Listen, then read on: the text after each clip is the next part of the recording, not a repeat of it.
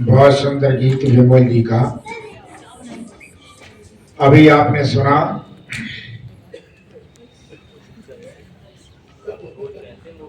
अमीचंद से आर्य समाज में दो अमीचंद हुए, एक तो शुरू शुरू में हुए, एक ये हुए। अमीचंद आर्य समाज के प्रारंभिक उपदेशों में थे, उपदेशकों में शुरू शुरू उस समय के थे। अमीचंद तो हमारे पास बैठे गाता है, वो दयानंद के पास गाते थे। तो महर्षि दयानंद जब बोलते थे उससे पहले अमीचंद का भजन जरूर होता था। तो अमीचंद ने आर्य समाज की बहुत सेवा की है। इतनी उम्र हो गई है, अब देखना ढोलक अभी ढाड़ जाती है। अभी वो कितनी हो गई है? 84 साल के। देखियो 84 साल में आता है, दिला दे को नौजवान चला रहा हो।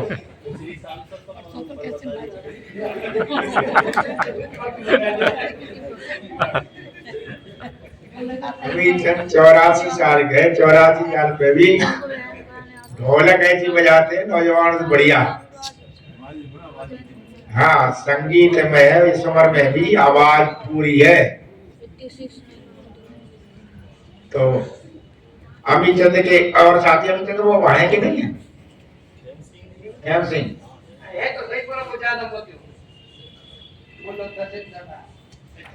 अमीचंद की और खेम सिंह की जोड़ी थी, दोनों की। मेरी जाके तो कोई जोड़ी ना रही। खाओ ना मिला रोज। हाँ, अमीचंद की और खेम सिंह ने तो अपने भजन बनाए है ना, और स्वामी अमीचंद ले लिया है। कहे खेम सिंह अमीचंद तू सुधर जा, गैरत की राहों से बच के निकल जा। ये अमीचंद के लिए, अमीचंद साज कर लिए गबल रहा था। खेम सिंह ने, हाँ ये तो है, खेम सिंह मिस्र का आदमी रहा है, आर्य समाज के लिए जिया सारी जिंदगी, और निर्भय ऐसा रहा था कि अपनी बात कहने में कभी डर महसूस नहीं किया। मोरारजी देसाई ने पूरे देश में शराबबंदी लागू कर दी। शराबबंदी लागू कर दी, कुछ दिनों के बाद में चौधरी चरण सिंह ने सरकार गिरा दी। आपस में मतभेद हो गया, 2-2.5 साल तो चली। सरकार गिर गई तो खेम सिंह जाट बिरादरी थे, चौधरी साहब का गोदी तेवतिया, चौधरी साहब तेवतिया आई है, चरण सिंह गोदी खेम सिंह। और कहा सभा हुई? हलालपुर में सभा हुई। और तुम देखा खबर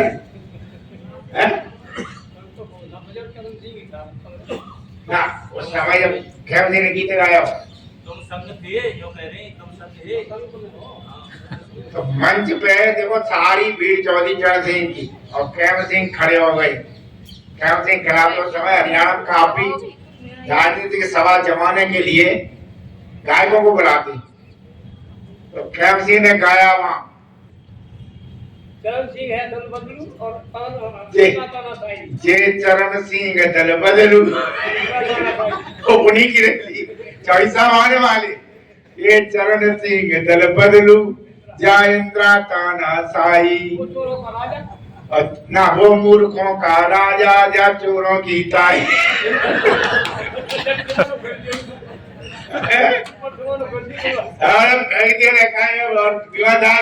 जूता चप्पल वाली जो आ गया हो, कहते मत के नीचे घुस गए। अच्छा इतनी हिम्मत होगी किसी में? ये कम हिम्मत जुटा नहीं, आदमी वैसे नहीं बोले। हजारों भीड़ों के सामने ऐसा कह देना बहुत बड़ी बात है। हमने माँ से तेरे कमाल करी, तुम तो ये ना डरी तू कुटेगा यार। ये कह रहे जो मरने से डरे वो आज समाज ही रहा है। अच्छा ये दम थी तभी आज समाज बड़ा था, मरने से न डरे। और गुरु जी कहा करते हैं मरने से डरे जी में आज करे।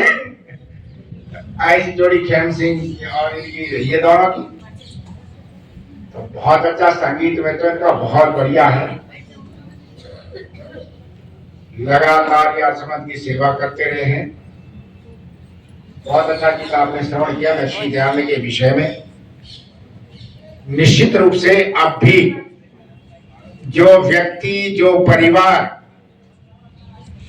महर्षि दयानंद की पाठशाला में नहीं बैठा है, मैं आज भी दावा करता हूं, चाहे वो नेता हो, चाहे अभिनेता हो, चाहे जज हो, चाहे कलेक्टर हो, कोई भी हो, यदि महर्षि दयानंद की पाठशाला में नहीं आया तो जीवन निर्माण के योजना में शून्य बैठा, आते ही नहीं उसे कुछ भी।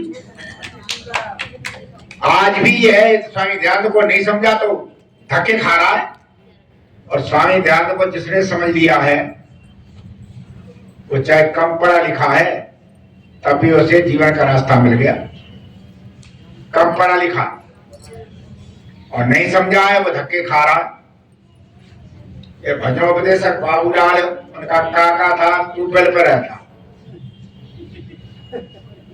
ट्यूबवेल पर रहता, कपड़े पड़े पहनता नहीं था, जंगल में अपना रहता। मैंने जब देखा था कितने वो महात्मा गांधी के धोती बांध के रहता। किसी ने काका से कहा कि स्वामी तू तो यहाँ पड़ा रहता है, स्वामी दयानंद का अनुयायी बनने से तो लाभ क्या है? तो काका बोलो कि पैसे लाभ तो छोड़ो, हम ये भौतिक लाभ बता रहे हैं। तो सबने का भौतिक लाभ क्या कि सबके ट्यूबवेल पे पहले इंजन जा रहा है, इंजन चोरी हो जावे, सामान चोरी हो जावे, हमारे पे ना हो गए। और दयानंद कैसे रखा है कि यहाँ आस पास ये ख्याति है कि इधर भूत बहुत रहते, कोई रोज सोता ही ना है। और मैं जानता हूँ साइंस जाने के भूत होते ही नहीं, हम ही रहते। तो हमारा सारा बचा हुआ है। जो ये बहुत ऐसे एक सज्जन ये कह रहे कि आचार्य जी हमें तो बहुत लाभ हुआ साइंस जान में। क्यों? आगरा में कोठी थी और कहते वो कोठी कोई खरीदता नहीं, जब भूत रहे थे और वो बड़े परेशान। तो कहते उस समय वो कोठी हमें मात्र 18 लाख में मिल गई और हम रह रहे। अब लोगों का डर निकल गया। अब कहते हमने बेची है 6 करोड़ में गई। कितने गई? 6 करोड़। कोई कम लाभ है? आर्य समाजी जहां होता है ना, वो झटला उठा ले, वो जानता कुछ होते नहीं, खरीद लेता।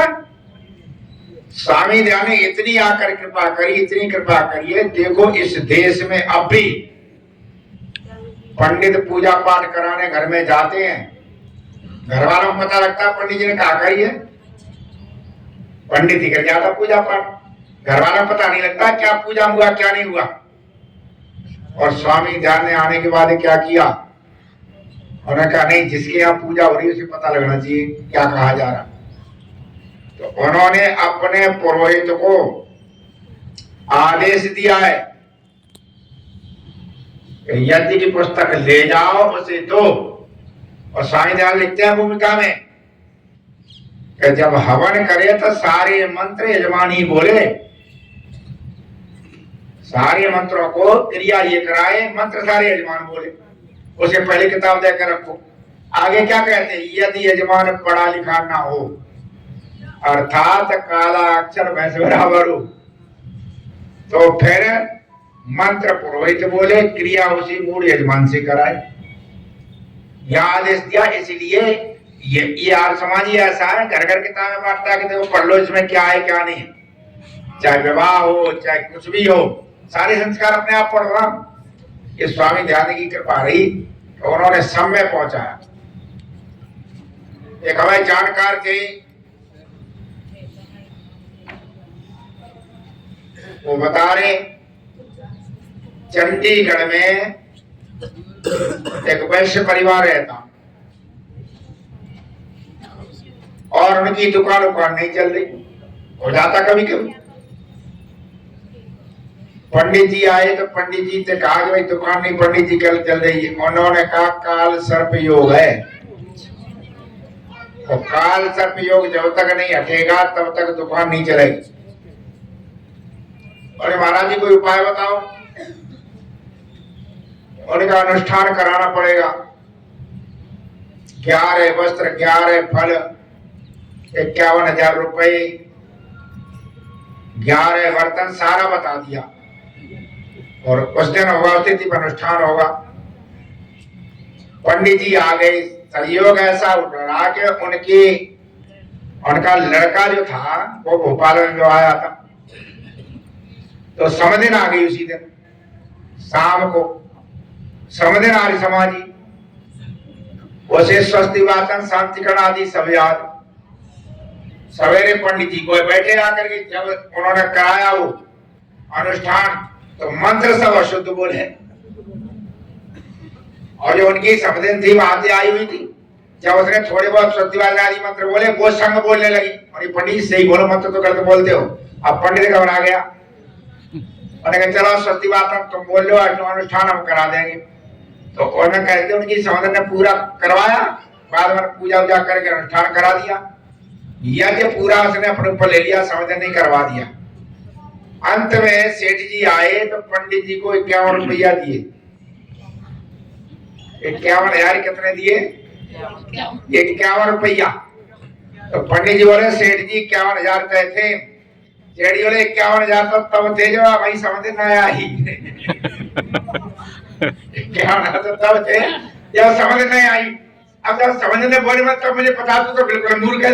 तू काटेगा क्या? जो मंत्री नहीं आते इतने बढ़िया समझने बोले कि मुझे ही कटवा लेंगे अपना। तो कितना बड़ा लाभ हो गया। 51,000 बच गए। 51,000 बच गए। क्या ये स्वामी दयाल ने अक्षरों की जेब बचा दी।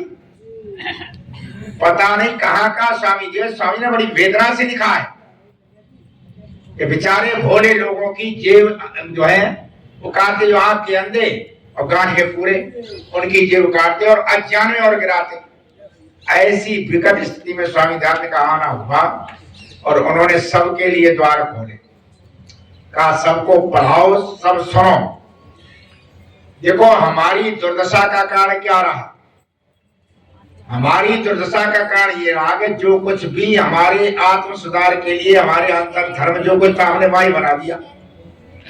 हमने यम, नियम, आसन, प्राणायाम, धारणा, ध्यान, समाधि, इनको छोड़ करके तिलक लगाना, राख मलना, कंठी पहनना, सब उल्टा कर दिया। जो बिल्कुल अभ्यंतर था उसे बाहरी कर दिया। हमें करना चाहिए था यम नियमों का पालन करना चाहिए था, सत्य का पालन करना चाहिए था, अहिंसा करना चाहिए था, ब्रह्मचर्य करना चाहिए। ये साधन थे हमारे, और वो बिल्कुल भुला करके उनकी जगह पर कंठी, तिलक, छापे इन्होंने ले लिया कर। अच्छा, जब ज्ञान से विमुख होकर के मूर्खता की चीजें करोगे जाकर के, तो देश गुलाम नहीं होगा और क्या होगा? दुर्दशा नहीं होगी, क्या होगी? और आज ही वही स्थिति है। स्वामी दयाल ने इस विचित्र स्थिति को आकर के देखा और फिर उन्होंने आत्मोद्धार के मार्ग को बिल्कुल प्रशस्त किया। उन्होंने ऐसी चीजें बताई, आप कहीं पर भी ले लो, किसी भी मत पंथा जो भी अपने को सनातनी या कुछ भी कहता, ऐसी सुंदर यज्ञ पद्धति किसी की नहीं है। स्वामी दयाल पहले कोई जानते ही नहीं था। कंडा ले लेते थे, डाल देते थे, वो कर लेते थे। इतनी बढ़िया यज्ञ पद्धति जो स्वामी दयाल ने निकाल कर लिख करके दी है, ये उनके ऋषित्व का ही प्रमाण है। और कोई ऐसा कर, ये तो हमने केवल पद्धति बताई। यदि इसका विनियोग देखा जाए, ये मंत्र क्यों क्यों यहाँ क्यों है, यहाँ क्यों, यहाँ क्यों है, विचार करो तो आश्चर्य होता है कि ऋषि तो ऋषि थे। कहीं पर भी ऐसी नहीं मिला कि जैसे ऋषि ने दी। अच्छा, कहां से निकाल के लाए? तो जो हमारा सब कुछ हट गया था, स्वामी दयाल ने आकर स्थापित किया। ऋषियों की या वैदिक धर्म में जो भी दीक्षित, उसकी हर एक योजना ये है कि मनुष्य का शरीर जो है बड़ी पुण्य कार्यों से मिला है, ये व्यर्थ ना हो जाए। और हम देखते हैं किसी को कोई होश नहीं है, सारा देश नशे के आगोश में आ गया। रो तुम देखो जाकर के, कोई ध्यान नहीं। सरकारें हैं, उसे अफीम का लो ठेका, शराब का लो ठेका, तो स्वयं ठेका खोल दें।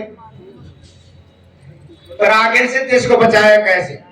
अच्छा, वहां तो जहां पर दूसरे महर्षि ध्यान ने जिस आर्य धर्म की बात की, आर्य समाज से इतर साधु सन्यासी कोई, वहां आचरण कोई बात ही ना, वहां आचरण से लेना देना नहीं है। तुम देखो जाकर के तिलक लगा कर बैठा, सुरमा पी रहा, कोई वहां रुकने वाला नहीं, सिगरेट पी रहा, कोई रुकने वाला नहीं।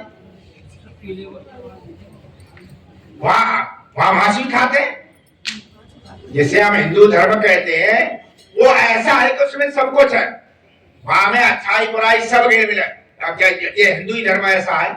आप चले जाइए वहां पर तिरुपति में, आप चले जाइए नेपाल में पशुपतिनाथ के मंदिर में, 1-1 लाख रुपया दे करके और बलि चढ़ाई जाती है। 1 लाख रुपया देकर हमारे दिनेश जी कह रहे हमारा साला में वहां ले गया, कहते मुझे बड़ी घृणा हुई, उसने 1 लाख रुपया दिया काय के लिए, मनोकामना पूरी हो, और भेंट का ही चढ़ाई है सांड की, सांड काटा गया, और कहते जितने भी पुजारी थे सब थैलों भर भर के प्रसाद ले जा रहे। तब नहीं स्थिति तो अब है, ये तो तब नहीं अब है। वो बकरीद करते हैं, बकरियां काटते हैं, हमारे यहाँ कट रहा है, और ऐसी स्थिति बिगड़ विचित्र है। अब मतलब हो रहा ना, फिर उनमें हमने अंतर क्या, जिस जो हमारा वैदिक सिद्धांत था, जहां पर प्राणी मात्र के लिए दया भावना की बात कही, वहां पर ये क्या हो रहा, देवी के नाम पर, देवताओं के नाम पर बकरे काटे जाते। यहाँ का तो पता नहीं, कुछ बच्चे ये मध्य प्रदेश के हैं, वो बता रहे थे मुझे, किसी न किसी सफलता के लिए देवी के मनोती बना देते, बकरा चढ़ावेंगे, सफल हो जाओ। अपने बच्चे की सलामती के लिए दूसरे बच्चे का कत्ल करते हैं। यह स्थिति अब भी है, ये स्थिति। और ऐसी स्थितियों में आकर के फिर रास्ता कौन है, विचार करके देखो, दयानंद आते तो कोई रास्ता है ही नहीं। स्वामीनारायण ने रास्ता दिया करके, व्यक्तित्व का विकास कैसे हो सकता है, आप अपने जीवन को बर्बाद ना करो, जीवन बर्बाद हो रहे हैं। मंदिरों में देवदासियां रही, मंदिरों में जाकर ये लड़की चढ़ा आते, तो सारी जिंदगी मंदिर की हो गई, और देवदासी रूप में वहां रहती थी, विचार फैलता था। ये पागलपन की प्रथा हमारी मिशनरी स्वामी दयानंद का सबका आकर के विरोध किया, और जो हमारी पुरानी जीवन पद्धति है, जो कुछ है, उसको स्वामी दयानंद लाके सामने रखा। और वो पद्धति क्या है, वो है पवित्र वेद की पद्धति। नाथुराम शंकर शर्मा ने बहुत सुंदर लिखा है, चेतावनी के रूप में आप सबके लिए, कि मानव को तन तोए दियो, करुणा करके असमान धनी का। धनी कौन है, मालिक कौन है, वही है। उसने करुणा करके तुझे मनुष्य का शरीर दे दिया, उसका यशगान कर। मानव का तन तोए दिया, करुणा करके असमान धनी का। और तेने क्या किया, ताई को संगत में फंस के बिन सावत संग करे निगुनी का। उस संगत में फंस के उसको नष्ट करे, और निर्गुणी लोग उनका साथ करते। जो जस करे सो तस फल चाखत, शंकर शब्द संदेश गुनी का। जो जैसा करेगा वैसा फल चाहेगा। शंकर कहते हैं ये सारे ऋषि मुनियों का यही संदेश है। संपत्ति दारिद्र योग वियोग, संपत्ति दरिद्रता, योग और वियोग। संपत्ति दारिद्र योग वियोग, सब फल है अपनी करनी का। सारा फल काय का है, अपनी करनी का। और करनी तो सुधारनी है, हमें करनी तो सुधारनी है। करनी कैसे सुधर, करनी हमें अपनी सुधारनी है, मुख्य चीज ये है, सब उसी पर आधारित है। और उसने हमें करने के लिए हाथ दिया, और कोई बात तो है नहीं, आपकी कर्म होनी है, हाथ दे दिए। तो करनी कौन सी करें, इस करनी पे ही सारी लड़ाई हुई, करनी में सारी लड़ाई है। करनी सही आ जाए तो बात ही बन जाए। आध्यात्मिकता के नाम पर, शांति के नाम पर हम इतने इतने भ्रमित हुए कि हमने धर्म के नाम पर बकरे का चढ़ा दिए, बकरी सारी ईद आती तब देखो बकरी दिए लाखों काट दिए, काय के नाम पर, ईश्वर के नाम, देवताओं के नाम पर। करनी कहां ले, और वो करनी को अच्छा मानते। करनी हमने अल्लाह के नाम पर किया, हमने देवी के नाम पर किया। ऐसा पागल हुआ, उन्हें पता नहीं करनी क्या है। महर्षि ध्यान ने वेद का रास्ता बताया, वेद का रास्ता बता के उन्होंने कर्म की कसौटी क्या हो, कर्म की कसौटी क्या हो। तो स्वामी ध्यान ने कहा कर्म की कसौटी के लिए पवित्र वेद में सारी परिभाषाएं समेट के एक शब्द दे दिया, जो आपकी कर्म की कसौटी पर आपको बता दें क्या कर्म करना चाहिए। और वो शब्द क्या है, यज्ञ। वो शब्द क्या है, यज्ञ।